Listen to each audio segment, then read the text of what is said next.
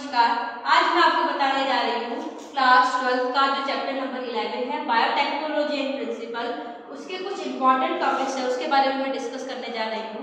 First सबसे पहले introduction आएगा जिसमें बायोटेक की मोस्टली डेफिनेशन दी जाएगी। Next principle and next principle के अंदर यहाँ पर 2 टाइप के आएंगे। First genetic engineering and second chemical engineering. तो मोस्टली जेनेटिक इंजीनियरिंग का मीन्स होगा जीन्स लाइक डीएनए। तो डीएनए में जो भी आप चेंजेस कर रहे हैं वो सारा इंजीनियरिंग के अंदर आएगा, जेनेटिक इंजीनियरिंग। सेकंड सबसे मोस्ट इंपॉर्टेंट है tools of recombinant DNA technology. तो रिकॉम्बिनेंट डीएनए टेक्नोलॉजी है, इसमें सबसे इंपॉर्टेंट यहाँ पर मैं 2 चीजों को कंसिडर करूंगी। First enzymes and second technology. यहाँ पर जो मैं एंजाइम का यूज करने जा रही हूँ सबसे इंपॉर्टेंट है रेस्ट्रिक्शन एंजाइम, जिसको हम आरईपी कहते हैं।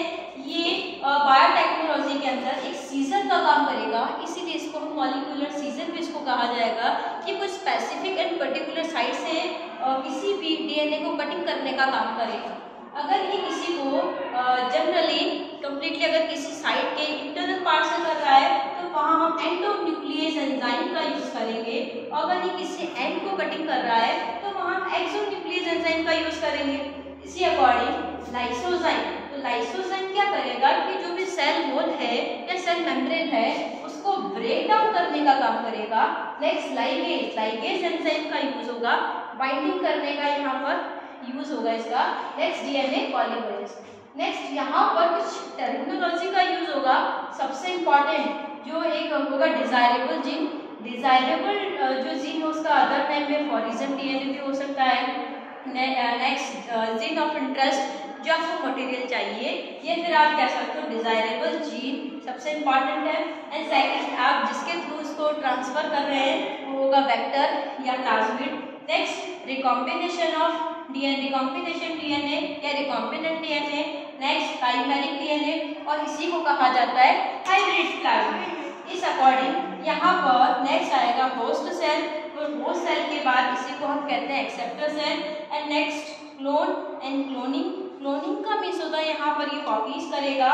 नेक्स्ट होगा पैलिंड्रोमिक सीक्वेंस। पैलिंड्रोमिक सीक्वेंस का मीन्स आप अपवर्ड या बैकवर्ड या फॉरवर्ड जैसे भी इसको स्टडी करना चाह रहे हैं वो सेम आपको मिलता है। This is palindromic sequence. Like Malayalam, आप इसको चाहे फॉरवर्ड या बैकवर्ड कैसे भी रीड करना चाहे, यही होगा क्या पैलिंड्रोमिक साइड। नेक्स्ट होता है रिकॉग्नाइजेशन सीक्वेंस। इसका मीन्स होता है कि पर्टिकुलर एक स्पेसिफिक साइट होगा जो रिकॉग्नाइजेशन का काम करेगा, उसको पहचानने का काम करेगा। इस अकॉर्डिंग नेक्स्ट जो यहाँ पर प्रोसेस कंप्लीट होगा कि process of recombinant DNA technology. तो फर्स्ट इसके कुछ स्टेप्स है, एग्जाम के अंदर इसको सीक्वेंस से पूछा जा सकता है। तो first isolation of DNA, second cutting of DNA, it's specific location and application of gene of interest using PCR, insertion of recombination DNA technology, the host cell and obtaining the foreign DNA gene product। First simple and second जो आपका होगा share time bioreactor के through होगा। And last जो होगा वो down stream processing होगा। इस अकॉर्डिंग ये कम्प्लीटली एक जो क्लास 11 का जो क्लास 12 का 11 जो चैप्टर है उसका एक कम्प्लीटली टॉपिक तैयार होता है। Thank you.